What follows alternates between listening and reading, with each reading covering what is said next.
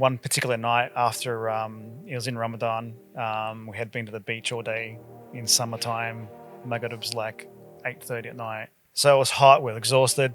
We're at a Korean restaurant, barbecue restaurant, and I've got my drink and my food and started eating away and drinking away. And these guys are looking at their watch and their phone and, calling their mum, has it adhan yet? Has it adhan yet? Okay, what are you doing, guys? Like, you're about to pass out. They're like, oh, it's almost time. I go, what? You got 1 minute to go only? They're like, I have to wait for the exact minute. And I'm like, just eat, man. Like, you're gonna pass out. Please. Yeah. What are you suffering for? Like, no. Please, I have to wait. Okay. Why do you have to do that for? Why can't you have alcohol? Why can't you eat pork? Oh, they go, oh, it's haram. I'm like, well, why can't you have alcohol? Why do you have to pray? Oh, because if I don't, my dad will bash me. I'm like, okay. And then they're like, oh, you should become Muslim. And I said, well, you're not really selling it to me. Yeah. Like I said, like, why would I give up all this fun, to sacrifice so much? And it was, I guess, really proven to me after I became Muslim in the first couple of years of being Muslim, when I'm making dua for everything, promotion at work or a wife or this and that, and answered. Every dua, a lot of worldly things, but answered. Still to this day, but like I remember the first few years, I'm flying. Wow. Intense joy, internal. I'll be on my way to work and at the traffic lights, crying from joy. And if you ever cried from, never experienced that in my life, and rarely have I actually cried from joy. But you got a family, like a Syrian family that we helped. She had maybe had 4 or 5 kids, widow, and she's showed us. She got Centrelink. Yeah, I get $330 a week from Centrelink, but her rent was $380. That's just her rent. Now she's got to buy groceries for her kids, schooling, healthcare. She needs still, right? And she's come from trauma and hardship, and she's on her own. So these are the people that we're helping, and they're out there, left, right, and center. We're speaking with a brother, like, brother, can you help? He goes, I gave all my money to Palestine. Oh, mashallah. How about $2 a week? Can you give he goes, oh, I'm giving all my money to Palestine. Okay, may Allah reward you. That's great. Like, really? Good. Give $98 to Palestine and give $2 to us. Keeping in mind that the people that we help, a lot of them are from Palestine recently, and a lot of them are from your culture, your family. Assalamu alaikum wa rahmatullah, Bilal. Salam alaikum. Jazakallah khair for joining me. Welcome. You are someone that, I don't know if you know this or not, but, I'm very, very honored to have you as my guest today, because you're someone that I actually look up to a lot. You've inspired me a lot over the last 10, 15 odd years, not just as a volunteer or as an entrepreneur, but also as a father and, as a community member. So, again, one thing that I'm not sure if you know or not, but, the reason I started HalalStocks was because of volunteering with you. You gave me that why to want to leave the corporate world and, get into business. There was a hadith of Rasulullah sallallahu alaihi wasallam that I read that, engage in trade or business, for 9/10 of wealth is found therein. So the seed was planted that I want to do business, but there was never a fire or a trigger until I volunteered for House of Sadaqa, and I was like, this is what I want to do for the rest of my life, but I got to feed my family. There's corporate, I can't do that. I was like, okay, I need to somehow become financially free so I can volunteer and work for Bilal full time. Like that's my dream, right? So Jazakallah khair for joining me. Usually, I go through origin stories, and I want to run through 2 origin stories with you. One is of yourself, your journey into Islam. Yep. 20 odd years ago. So inshallah, we'll start with that. If you can give us paint that picture of. Yeah, sure. Inshallah. So it's been 25 years now. MashaAllah. I'm 25 years old. MashaAllah. Only. And yeah, I was like almost spot on 18 years old when I became Muslim. So peak teenage party years. I went to school with some Lebanese and Egyptian boys in the Hills District. And they were Muslims that didn't eat pork, no alcohol, prayed, fasted Ramadan, etc. And I always asked them why they did those things. But being raised Muslim, they knew what to do and what not to do, but not why. Okay. Right. So I always ask them why wouldn't you eat pork? Why can't you drink alcohol and all this kind of stuff? And they could never really answer. One particular night after it was in Ramadan, we had been to the beach all day in summertime. Maghrib's like 8:30 at night, and peak summer back in the day when we used to have The summer. long Yeah, proper summer. fasts, Now yeah. we don't have any summer. So it was hot. We were exhausted. We're at a Korean restaurant, barbecue restaurant, and I've got my drink and my food and started eating away and drinking away. And these guys are looking at their watch and their phone and, calling their mum. Mum, has it Adhan yet? Has it Adhan yet? Okay, what are you doing, guys? Like, you're about to pass out. They're like, oh, it's almost time. I go, what? You got 1 minute to go only? They're like, I have to wait for the exact minute. And I'm like, just eat, man. Like, you're gonna pass out. Please. Yeah. What are you suffering for? Like, no. Please, I have to wait. Okay. I go, why do you have to do that for? Why can't you have alcohol? Why can't you eat pork? Oh, they go, oh, it's haram. I go, why? Like, they go, it's haram. It's bad for you. It's a bad animal. Why? Because we're not allowed to. Like, well, why can't you have alcohol? Why do you have to pray? Oh, because if I don't, my dad will bash me. I'm like, okay. And then they're like, oh, you should become Muslim. And I said, well, you're not really selling it to me. Yeah. Like I said, like, why would I give up all this fun, to sacrifice so much? Yeah. Like, that's what it was to me at the time. Like, maybe when I'm 50, 60 years old and I want to change in my life, I'll look at it. Anyways, that night we end up going back to my friend's house, play some snooker and swim in his pool. And he gave me a book. And he goes, look, maybe this will answer the questions that we can't. It's just a very basic book about Islam, 5 pillars of Islam, 6 pillars of Iman, etc. Yeah, no worries, bro. No worries. Thanks a lot. A week later, I found myself, I pick it up. So let's see what this is all about. Starts talking about the concept of Allah and angels and heaven and hell and prophets, and talking about Abraham and Moses and David and Jesus and Muhammad. I said, I already know all these names. Like, this is familiar to me already. I know the concept of angels and heaven and hell and good and evil. It's talking about, religion and belief. It's talking about language, and it's talking about what makes you a Muslim when you submit to Islam, submit to Allah. That makes you a Muslim, and anyone can be a Muslim. You can be Chinese and speak Urdu and be a Muslim. Right, you can be an Australian, speak Arabic, and you can be sort of whatever you choose to be. In fact, because my understanding was that if you're Arab, you're a Muslim. If you're Muslim, you're Arab. When only 18 or 19% at the time of Muslims were Arab. So that gave me an understanding of anyone could be Muslim, and Islam didn't seem so foreign as I thought compared to Christianity, for instance, because of all the prophets and the concept of heaven and hell and all that kind of stuff. What it did teach is, things like loving your parents and your neighbors and looking out for harm. If you see harm, you try to stop it with your hands, if not with your words, if not hate it with your heart. And obligatory charity, giving charity is a pillar of the faith. And I'm thinking, like, all this stuff is like really good, and it's all coming from the Quran.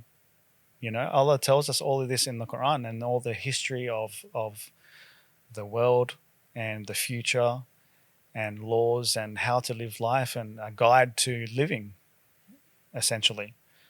I said, imagine everyone followed this Quran, would be living in paradise on earth. There'll be no poverty, there'll be no crime, because everyone's looking out for everyone, everyone's giving charity. But I said there's too many evil people in the world that not everyone will accept this. I said, but at least I want to be one that's clearly, this is the truth. At least I want to be that person that's doing the right thing, and hopefully is saved on the day, inshallah. So that's when I sort of, said to myself, I want to be Muslim. I want to become Muslim. So that was like because one of my questions was going to be like, was there an aha moment? And was that when you just finished that book? Yeah. So, I mean, I read the book over, that was like, it wasn't in one sitting. That was over probably a couple of weeks when I was reading it. Okay. And it just really gave me this understanding of, like I said, the breakdown between language and religion and nationality type thing, right? That's what I didn't really see clearly up until that point. Okay. And then Allah, what's Allah? Allah is the concept of one God, no partners. It's not, like growing up in the Church of England, we weren't religious. We'd go to church maybe Easter and Christmas just because everyone else did, but we weren't like practicing, Christians or anything. So, it wasn't a sort of a big step, but our understanding is like, Jesus is God, or God is this white man with a beard in the sky. Like you always had the concept of God as being human almost, right? Mm-hmm. Like visualizing God. So when with learning that Allah is like, there's no description of Allah. Allah is Allah, but there's no description or anything like that of Allah. And then all the prophets sharing the message of Islam, and then Prophet Muhammad, peace be upon him, came and was the seal of the religion, and presented to us Islam as we know it today. So it's big understanding, a big clarification. The only question I had at that time was, what's this black box in the middle of the desert? What's that got to do with everything? Why are they all paying homage to this black box? Yeah. So then I skipped to the chapter of the Kaaba and explained Tawaf and the unity and the symbolism of the Kaaba and the history of the Kaaba. And I was like, okay, that makes sense. So before that, it was a lot of, some of the Arabs that I knew, their language, their dialect was very heavy Lebanese. So you ask him a question. I'd go to a Lebanese restaurant and order something, and then he repeats my order, but I'm like, why are you yelling at me for? Why are you yelling at me for? But he wasn't. It was just heavy Arabic, and it's foreign to me. So it just opened up my heart and my and at the time I'm 18 years old. I think I just turned 18. And I had friends, family, work, money. I'm cruising. I'm going on to live the great Aussie dream, get married, buy a house, work, then retire, then die, and then you're worm food. And that's it. That's the end of game. So I'm like, I don't need any guidance. I wasn't looking for Islam. I wasn't looking for religion. I wasn't, we hear stories of people drowning or people in prison, or, you're in the gutter with a needle in your arm, near-death experience, and Islam saves you and you become Muslim because of that. It wasn't anything like that. I wasn't looking. Okay. I didn't think that I needed any guidance. It wasn't until after I learnt Islam and realized that, boy, we need guidance and direction, because what happens next is the important part, that how to get there. We need to know how. So that's when Islam is like, clearly it's truth.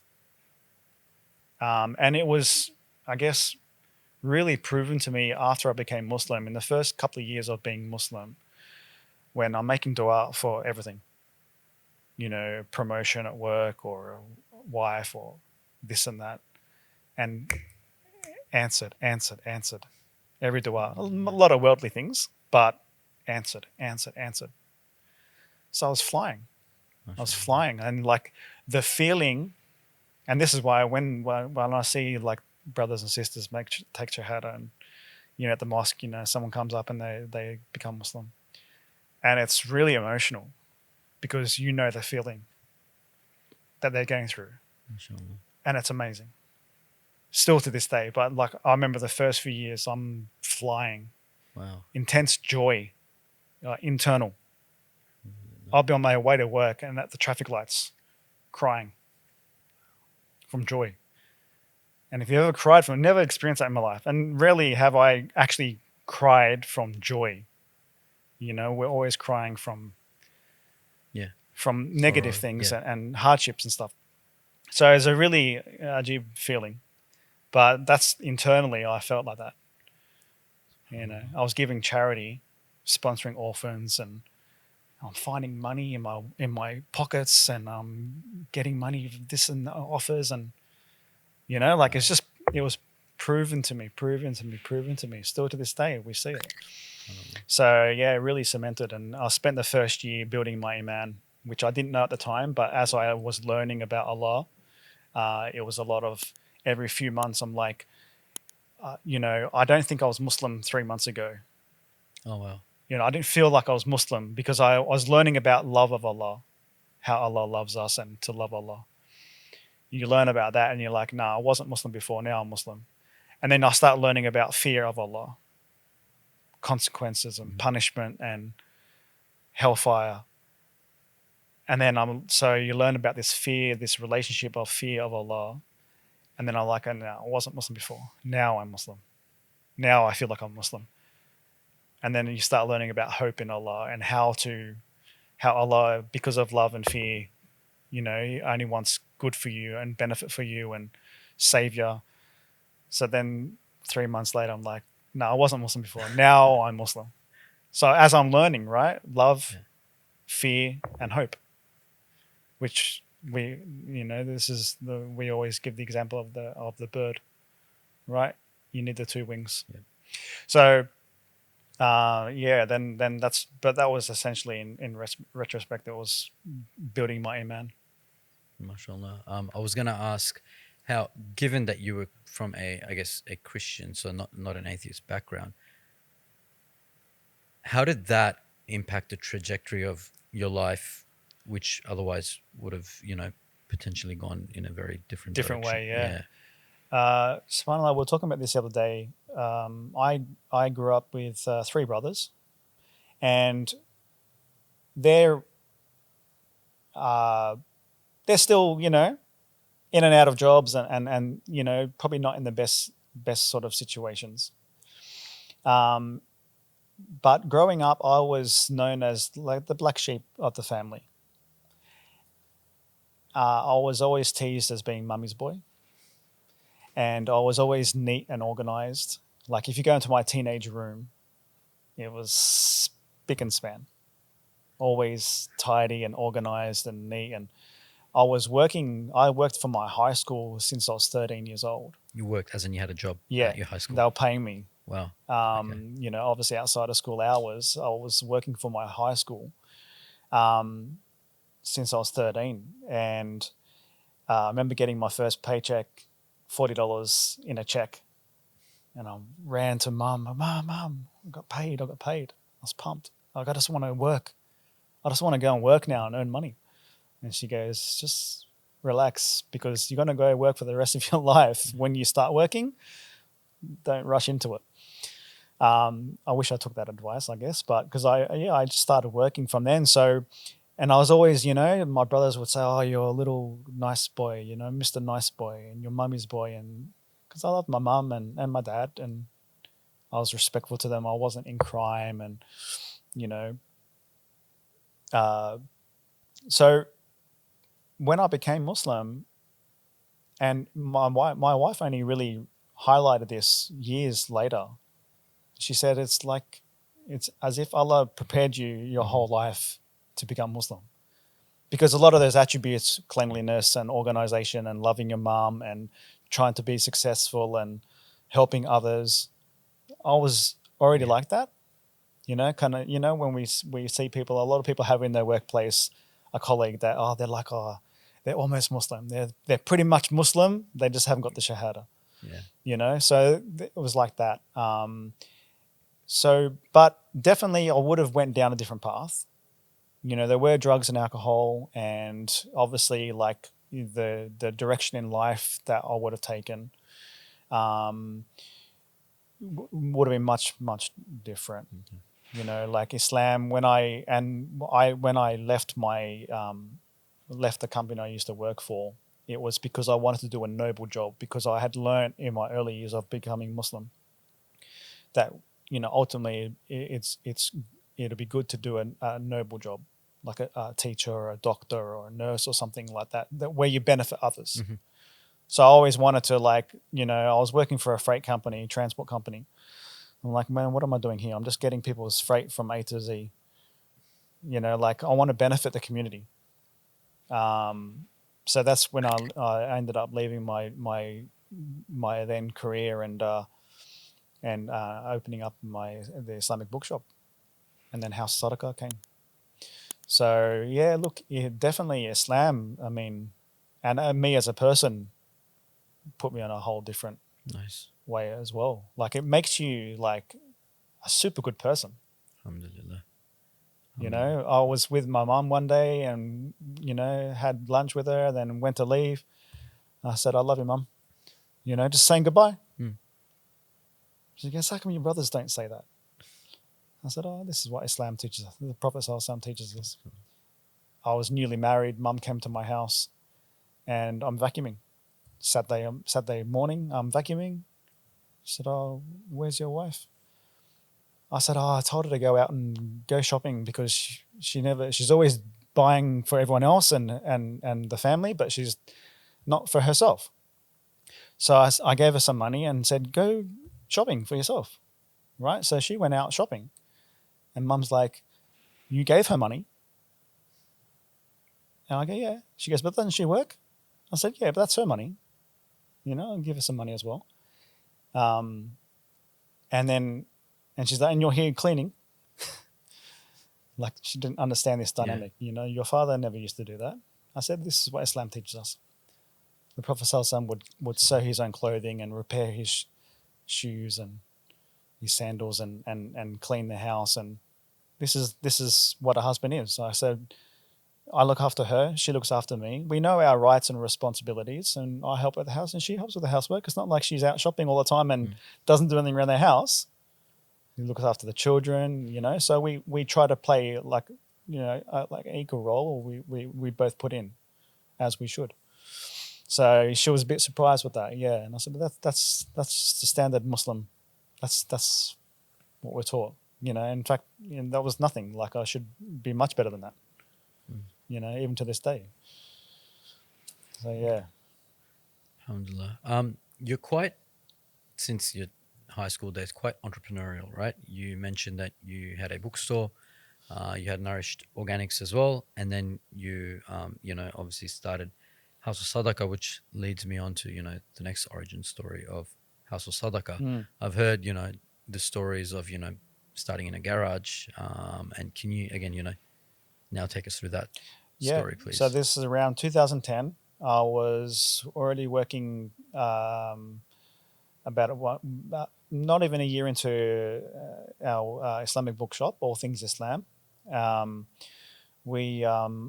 My wife and I, we were part of a community in the Hills District, which is still running now, called HDMS, Hills District Muslim Society. Okay. They're currently in the process of building a masjid, inshallah, out at Glenhaven. So we were involved in the establishment and part of the founders of this, getting the Muslims together in the Hills District, right? Because there were a lot of Muslims in that area, but no one knew anyone, and they didn't realize how many Muslims there were there. So we started with some like picnics in the park with families and people getting to know each other, and a few Egyptian families there that we did it with. And we moved on to establish like Quran classes and like little Islam classes for kids. We hired a community hall, and every Saturday or something we were putting on classes for the kids. And there was we heard of one of the teachers there, mother of five, one of the Quran teachers there. We got news that she had fled her home and was taken to a women's refuge because she was being severely abused. and her 5 children were split up and spread out. So she obviously is very close and dear to us in the community. So my wife and I, probably my wife's idea at the time, she's like, let's see what we can do, and we need to get her a house or help out somehow. So we're texting friends and family, guys, can we get together some bond money and we'll get her a rental property. We got a house, and paid the rent and the bond. We're like, we need some furniture. Anyone got any spare furniture that they need? And so people are like, yeah, I got a fridge, I got a wash machine, I got a table, I got a bed. I'm like, bring it to my house. I was living in a townhouse in Castle Hill, and it just had a single car garage. I just chuck it all in there, filled up the garage. I'm like, okay, we've got pretty much household furniture here now. So my brother said, look, I've got a truck. If you want, I can come and take it and deliver it to them. Yeah, that'd be great, thanks. And then someone else was like, I've got, I can do lawn mowing or something. I'll go there and take care of the lawns. And so we all together, we put this house together, and the kids came back, and they were all back together and in a safe house with furniture. And, around that same time, we heard of a sister that had become Muslim. Young Australian sister become Muslim. I think she's from an Italian background as well, but she was kicked out of home. So similar thing, we got a granny flat, furniture, and helped her out. And then we heard of a sister that her house burnt down. She lost everything. She had gotten accommodation, but she had nothing. So we kept rallying around and got furniture. I'm like, people are still offering furniture. So I'm like, you know what? Just keep bringing it. I'll take it, because we're starting to hear about these different people. And I'm sure the next time we hear about someone, at least we'll have furniture on stock and we can give to them straight away instead of making them wait a few weeks. So we started collecting it, and my garage soon filled up. And then I ended up speaking to a friend of mine who had some property with a warehouse. And I'm like, how much do you want for the warehouse? He goes, oh, we're about to lease it out, I think, for $800 a week. I said, oh, okay, no worries. Never had it. He goes, why? What do you need it for? I said, look, here's the story. I said I was gonna just pay out of my own pocket, just to store some stuff. And he goes, look, it's for that reason. Then he goes, look, take it, maybe $100 a week, $150 a week. If you can afford that, then take it. Not a problem.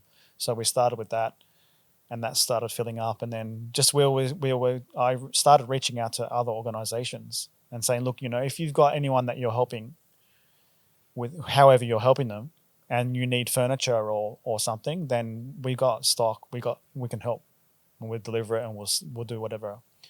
And that's when we started working with other organizations. So I'm like, this is something that maybe we should formalize now. And I thought of, in the Muslim community, particularly at that time, still to this day, really, we don't have anything like House of Sadaqa. There was the Salvos and there's St. Vinny's and the Red Cross, but in the Muslim community, a lot of Muslims, they don't want to go to these places, or they don't know about them. So by us servicing our Muslim community, I thought it was a very big gap to fill, and a need in our community. So I wanted to, I thought of, being a house, being the security for these people in need, right? So, and it's all Sadaqa, right? And I thought, at the time, financially wasn't that well off, still not financially well off, but I'm like, I can give Sadaqa without giving money. I can lift things, I can drive, I can sweep, I can do a lot. And a lot of other brothers and sisters, they have a lot to offer as well. So an opportunity for people to give Sadaqa without having to necessarily give money. Mm-hmm. So it was an opportunity for our community to give in more ways than money, because all the other orgs at the time, there was no local orgs. I don't know of any Muslim local organizations. Now there's a few, mashallah, but at that time, so all you're doing is you're giving cash money to Human Appeal and Muslim Aid and orphans and wells and all overseas. Yeah. Which is great, and we still do that, and we still encourage that. but the local community, our own backyard, Underserved is left. or not served at all. Yeah. Yeah. So that in a nutshell, the establishment of House of Sadaqa, and then it grew from there. We worked with more and more charities, and we never wanted to do anything. We never touched anything that other people were already doing. So we never worried about orphans or water wells and delivering rice and all that kind of stuff. We said, look, let's focus on furniture and appliances for families in need locally. We focused on the Muslim community, but we never limited it to the Muslim community. We've helped a lot of non-Muslim families and individuals across the way. We still do to this day. We try not to turn anyone in critical need away, but we did recognize at the time that there are large orgs like Red Cross and Salvos and Anglicare, and they're well supported, and they got the means to help their community. But so we'll focus on the Muslim community. So House of Sadaqa, I thought of the name so we can include Sadaqa, but it's also an English name, and it's known to the Muslims, but it's also an Australian kind of thing. So that's where House Sadaqa began. And then when I went to my accountants and at the time I said, can you help me set up a charity? So they did all the hard work and set up the charity legally from there, inshallah. So Nice. So again, you've mentioned some of the bigger charities and the NGOs like the Muslim Aids of the World. Compared to them, I still think of House of Sadaqa as that little engine that could, like, you just keep going, keep delivering, keep pumping, and keep growing as well. So you've gone from like this little garage thing to now an organization, mashallah, that's in my eyes, grown a fair bit. Can you maybe, talk about some of the lessons learned or the pain points, from taking it from where it was to where it is, inshallah, and then we'll start talking about where it's going. yeah, look, definitely the little engine could, and we're still steam training up that hill. Inshallah, we'll get over it. Our operations is very physical, very labor intensive. It has been from day one. I mean, more so in the first few years where we used to accept donated furniture, would have to go pick it up, store it, and then deliver it to families in need. Until a few years ago, we changed our model to only giving brand new furniture and appliances to families in need, for various reasons.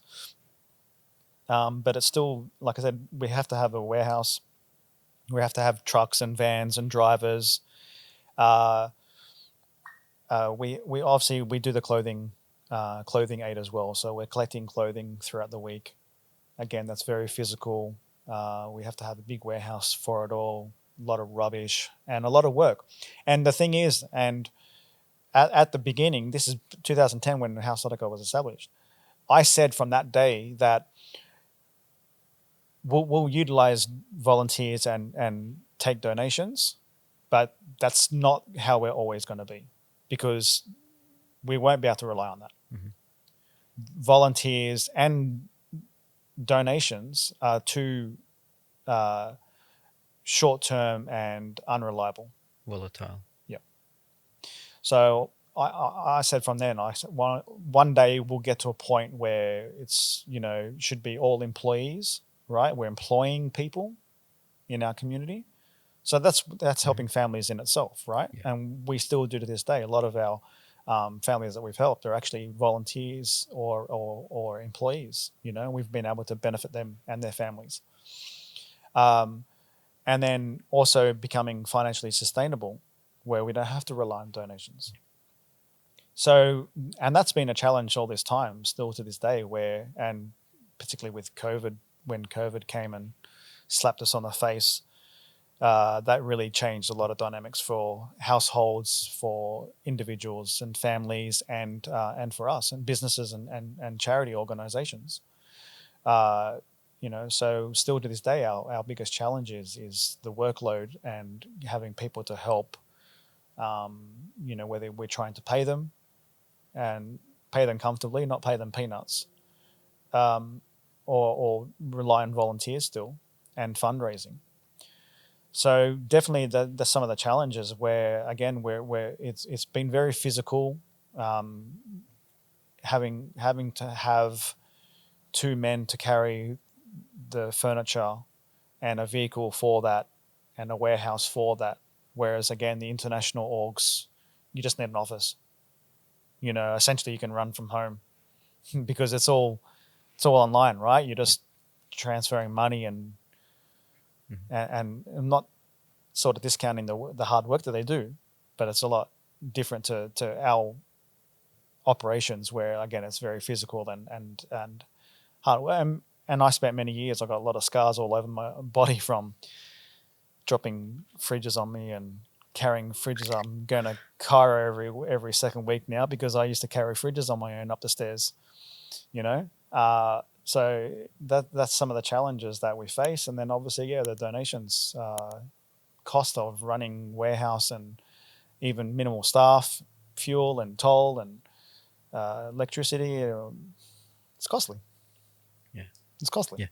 So, in this day and age, more so in Sydney, Yeah. Sydney, Australia, what do you expect? So they're the challenges, but, we still all do it with a smile on our face because there's so much khair, there's so much benefit to our community. We've heard of so much impact that we've made to families. In fact, only a few years ago, I was out doing a delivery to a family in need, and on the way back home, I got a call from a sister, and she said, "Are you still taking furniture?" I said, "Yeah, yeah." She goes, "I'm so-and-so. You helped me back in the day, and I want to give all my furniture back to someone else who needs it because I've got a job now. I'm working, and we can upgrade our furniture, and I want to give back." This was the sister we first helped, the Quran teacher. Wow. She gave back because she got on her feet, she got her job, and she was financially stable, and now she wanted to give back. So she gave all her furniture, and she was able to buy new furniture.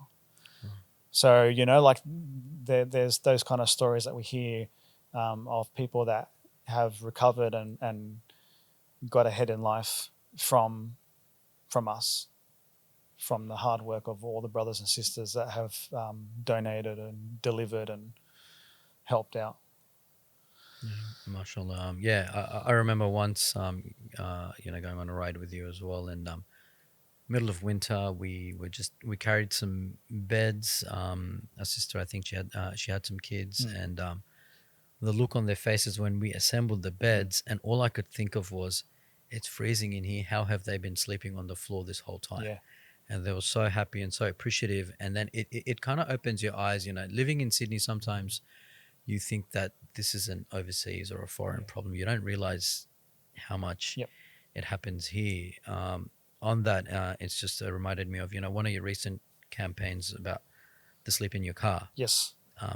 Can you, again, what was it that triggered something like that for you guys to raise that awareness?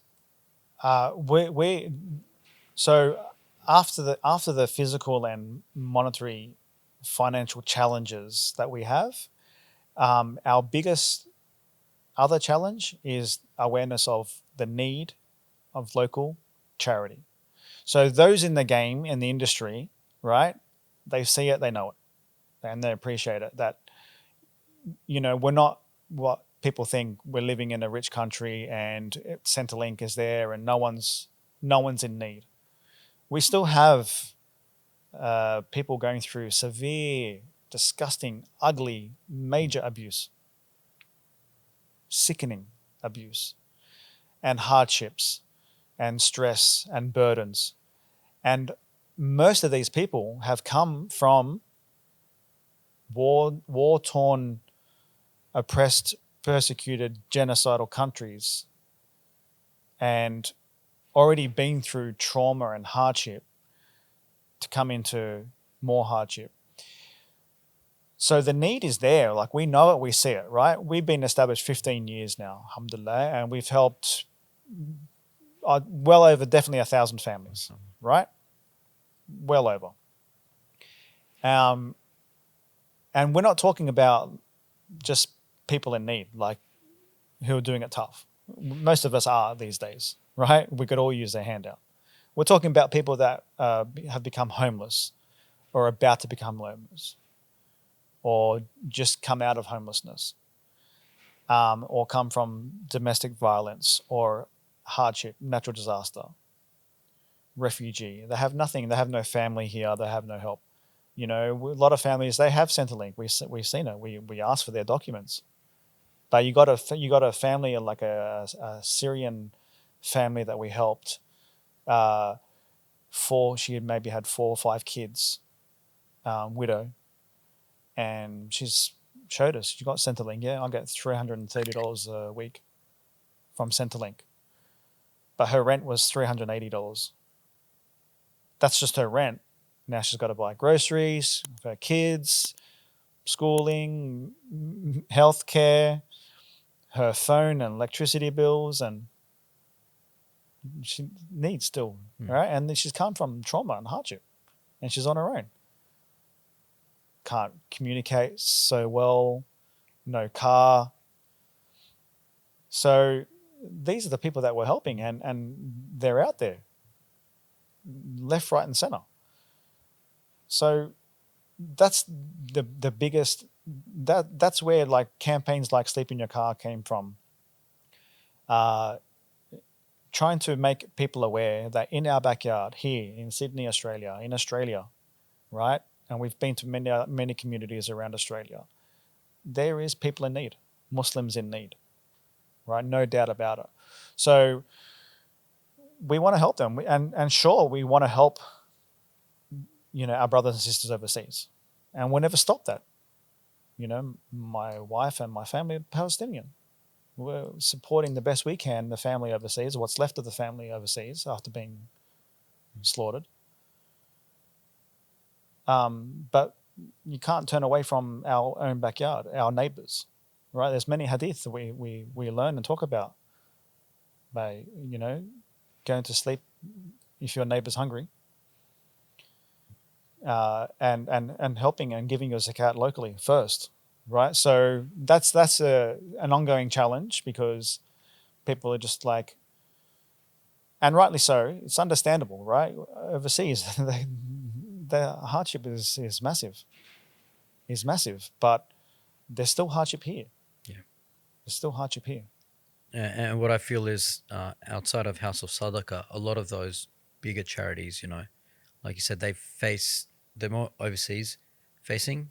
Do you find that, you know, sometimes you're having to compete for the same donation, knowing that there's struggle happening at home and overseas, and an individual is trying to pick and choose, okay, do I go for House of Sadaqa? Do I, you know, Yeah, build a well overseas? 100%. Particularly like, you know, when an earthquake comes about, or you know, a war heightens or something like that, then we definitely see, you know, our donations drop back down, and people are giving over, and I do. Yeah. You know, we have to. We do. Yes. What I say is, but you can give both. Give both, and don't forget that to help House of Sadaqa, as an example, you don't have to just give us money. Bro, come and help win the warehouse. Come and help make some sales. Fundraise amongst your family. So I say give both, you know. But we spoke with one brother, and we're asking him to join the $2 a week campaign. $2 a week. You know, at the beginning I'm thinking $2 a week, it's peanuts. Right? Literally, we probably wouldn't even pick up $2 off the ground if we walked over it now. It's not worth bending down to pick up. So I'm like, $2 a week, but if imagine the whole community does $2 a week, it'll help us out.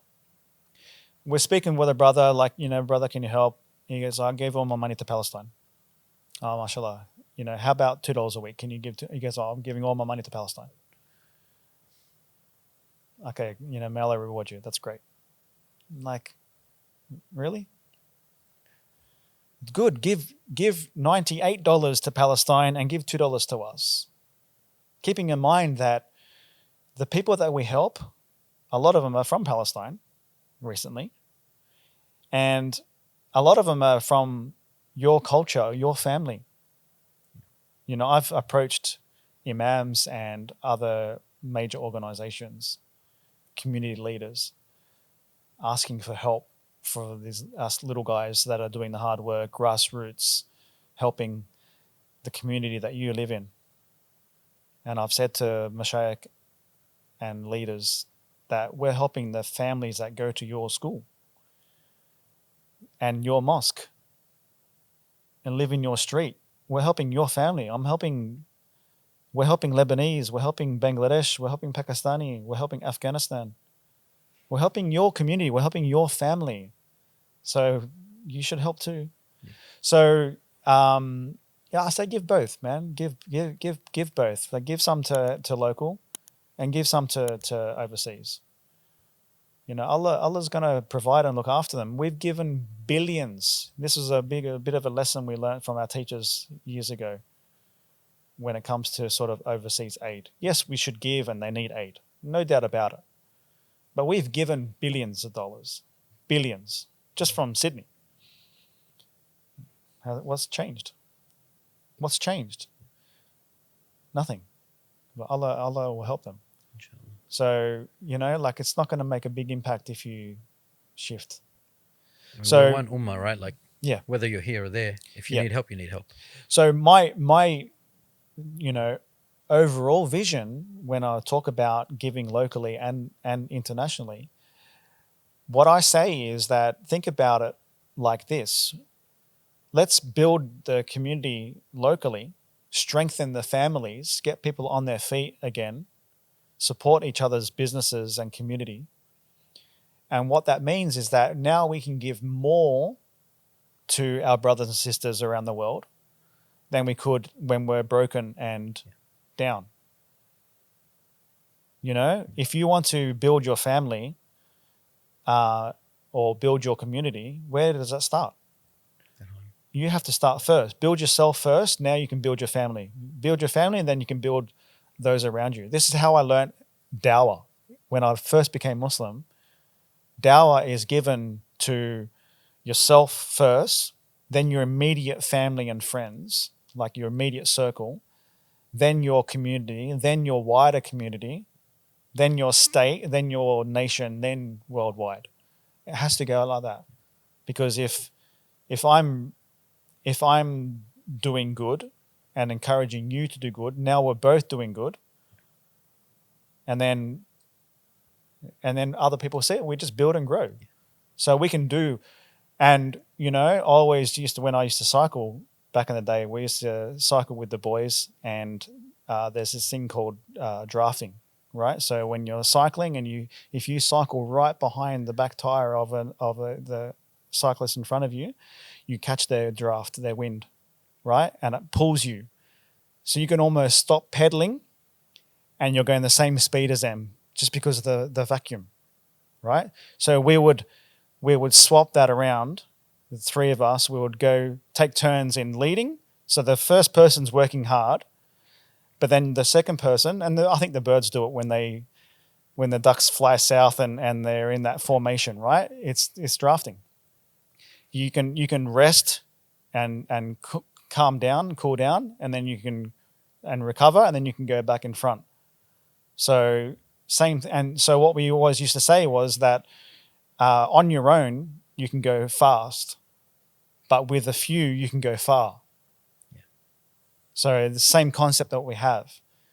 We want to help our brothers and sisters overseas, and ultimately would love to be in that position where we're helping people overseas.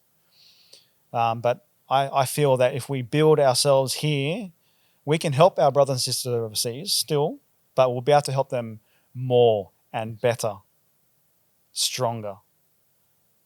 Right? So that's the concept, inshallah. Inshallah, and may Allah give us all success Yeah. in helping you achieve that. You mentioned, the topic of finances or the challenges of finances. So I want to talk about that a little bit. Again, given your entrepreneurial spirit, I've seen you try and do things that I haven't seen many other charities look at doing, which is these social enterprises that I see you setting up. Can you talk about each of them individually and why you decided to go down that path as well? Sure. So as I mentioned before, that at some point we need to become financially sustainable. We can't rely on donations. We also want to be in a position where we can we can comfortably, hand on heart, say that your donation that you give is 100% donation, right? We're covering our costs, our expenses, our overheads, our operations, and your donation is pure donation. And that's the goal, right? That's the ultimate goal for us. So in order to make it financially sustainable, we considered what many others have done and are doing, not in the Muslim community. First, we've seen of it in the Muslim community, but there's many places. I used to live next door to Sanitarium, right? Sanitarium, we know Sanitarium, right? Weet-Bix and peanut butter, and big company owned by Seventh-day Adventist Church. They have many businesses, and a lot of churches and organizations own businesses. Why aren't we doing that? Why aren't we doing that? Particularly, to strengthen the Muslim community. Imagine if we're all shopping and supporting each other's businesses. We're sort of keeping this money within our community and helping and benefiting each family. If we help a small business grow and become successful, what does that mean? That means now they're going to give back, right? They're going to give money to us and to overseas. So business is just as important as organizations. We started with the Goodwill Shop, our first official social enterprise. In fact, Australia's first, I'm pretty sure at the time, Australia's first Muslim op shop. Wow. Right? So you have Salvo's, famous Salvo's and St. Vinny's op shops, secondhand shops, Goodwill shops, whatever you call it. So we established a Muslim-run op shop. I think One Path many years ago did a little video on us, and they called us the Muslim Salvos back in the day. And then we had the op shops. We got 2 op shops now, Goodwill shops, running. I had this not crazy idea, but back in early 2000s, a friend of mine was importing toilet paper. Just this Lebo guy that had a container of toilet paper and was selling it cheap, but he was making good buck, right? Good margin in it from China. Good idea. Toilet paper, it's easy to carry, it's light. Everyone needs it. You can store it on the shelves, no expiry date. So only a couple of years ago now, maybe that can benefit House of Sadaqa. I presented to the team at the time. I go, what do you think? Can we get toilet paper? I said, but it needs to be environmentally friendly. We don't want to get just cheap, nasty toilet paper from China. So we found access to bamboo toilet paper. And so we established what's known today as Panda paper, right? So 100% bamboo toilet paper. We set it up on a subscription model. So you purchase online your box of toilet paper. You commit to a box every month or every 2 months or every 3 months, whatever you need. We deliver it to your doorstep, free delivery. And 100% of the profits go back into charity, right? Into Sadaqa. As I was mentioning to some people last night at an event, give me Sadaqa and I'll give you toilet paper in return.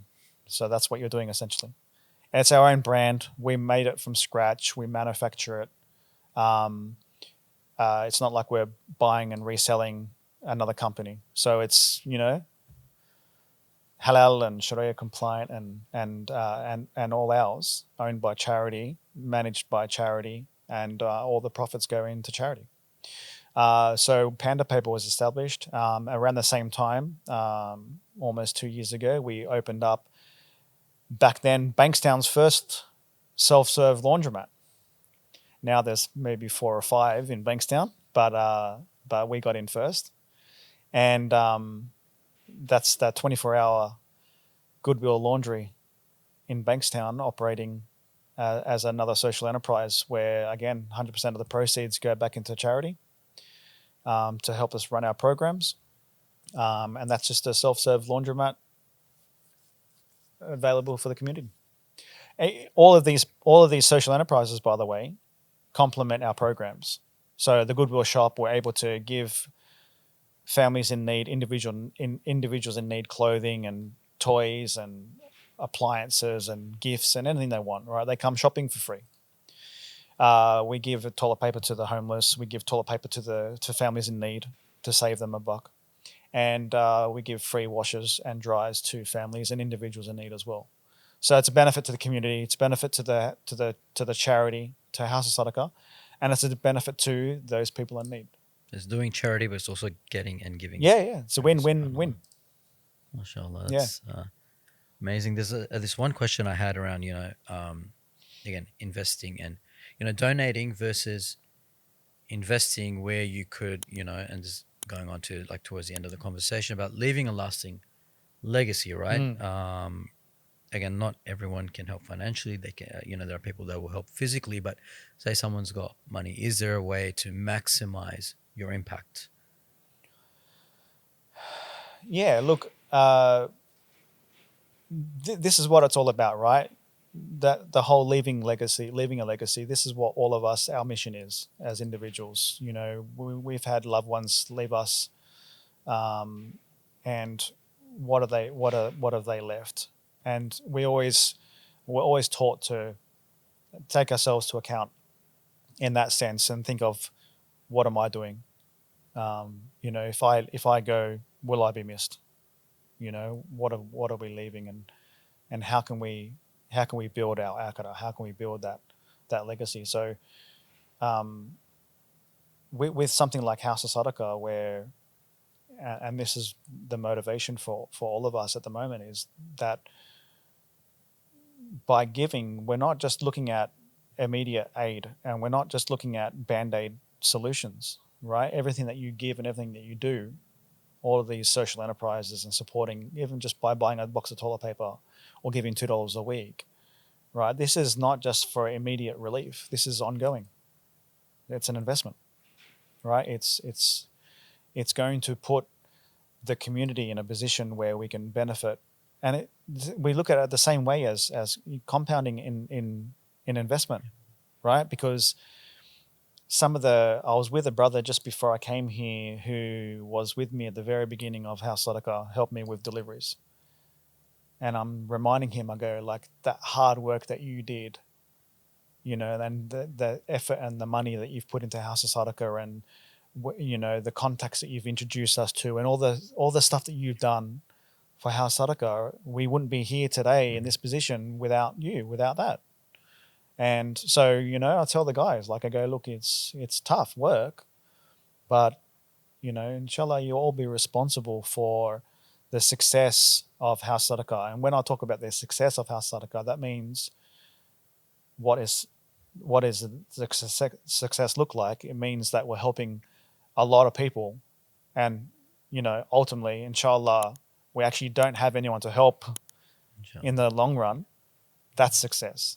Right? And if you're part of that in some way, shape or form, like I said, it doesn't have to be about money, because you can make us money indirectly, right? I've always, back in the day when we're totally reliant on fundraising, I'd say to someone, look, don't give me $100.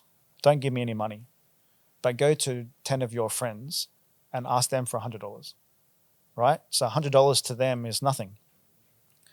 Now you come back to me with $1,000, right? That's a lot. Yeah. And you didn't have to give a cent. You just facilitated it. So indirectly, you fundraised $1,000 and you get the reward for that $1,000. And you didn't give a cent. So there's many ways of doing that, helping. And, we have people always offering their consultation and advice. They're in a particular field or industry where they can provide that knowledge. And, we had a few guys advise us on the laundromat, for instance. I didn't know the first thing about opening up a laundromat. So we got advice from those who know. So their contribution put us in this position. Mm-hmm.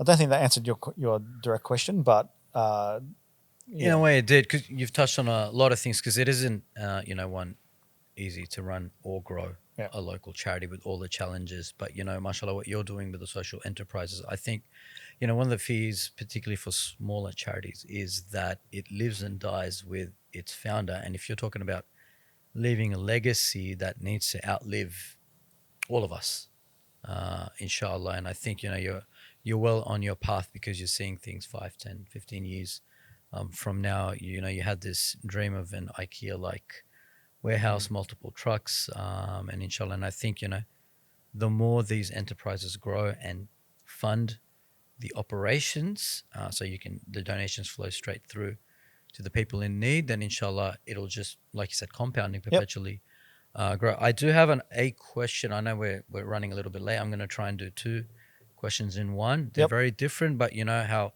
right at the beginning I said you're very inspirational in many ways to me. Being a father, one of them. The way you've raised your boys, mashallah, as future leaders of this ummah. That's how I see your sons. Is there any advice that you can impart to people listening, and myself in particular, who's got a very young boy at the moment, on how we can shape, future leaders of the ummah? Certainly don't want to take much of that credit at all when the women, our wives, the mothers, that's the backbone of our children. But on my perspective, look,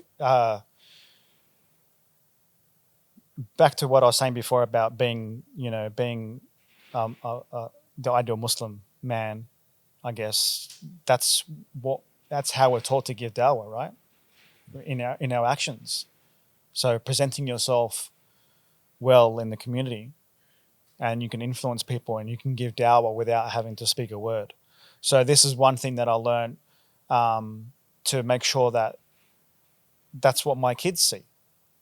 I remember when my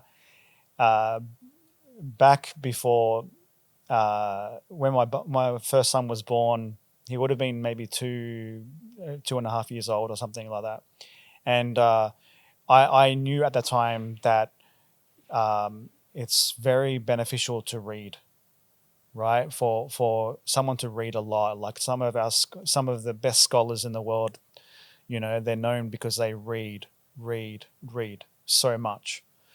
And I was never a big reader, even though I had an Islamic bookshop. I was never a big reader. I probably read 2 books in high school because I had to. I was never a big reader. But what I did do was, when my son was crawling around, I would always have a book with me. Sometimes my phone was inside of it, but I always have a book and at least pretend that I'm reading, right? I mean, look, when I became Muslim, I couldn't stop reading because I was learning about the deen. But I wanted to make sure that every time my son looked over, he would see me with a book. I'd have it on the table, or have it on the couch, and if I got a chance, I'll sit around and I'll pick it up and I'll read it, or sometimes I'll just make sure that he sees me holding a book, right? And so I just practiced that. 5, 6 years old, we're telling him, put the book down and eat your dinner. Put the book down and go to sleep. And both my boys, mashallah, to this day, they're addicted to reading now. They just read. My son will come out and tell me the statistics on Australian wool industry and export, and what? Mashallah, they're so clever because they're reading so much. And so that example, right, that leading by example, this is one of the main things that we're taught. So that's I guess, if we're looking for advice or anything, things like that, like just you be the example, practice what you preach, and